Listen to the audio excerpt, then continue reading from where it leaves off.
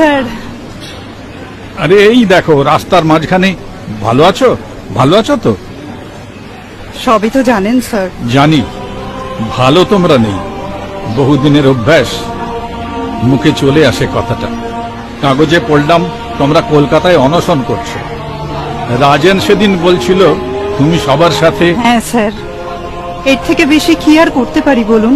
মায়ের শরীরটা খুব খারাপ, আমি এই দুদিনের জন্য এসেছি, আজই ফিরে যাব।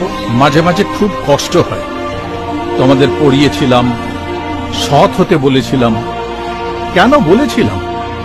একটা শিক্ষক শিক্ষিকার চাকরি, এই পোড়া রাজ্যে আর কোনো কাজ তো নেই। তার জন্যও শুনেছি লাখ লাখ টাকার লেনদেন। মায়ের দিকে তাকানো যায় না স্যার। বাবা মারা যাওয়ার পর কত কষ্ট করে আমাকে মানুষ করেছে, পড়াশোনা করিয়েছে। একটাই স্বপ্ন, আমি বড় হয়ে টিচার হব। কি হলো স্যার? পড়াশোনা করলাম, পরীক্ষা দিলাম, পাশ করলাম, প্যানেলে নাম পর্যন্ত উঠলো। তারপর কি হলো? ঘুষের টাকা দিতে পারবো না বলে চাকরিটা হলো না।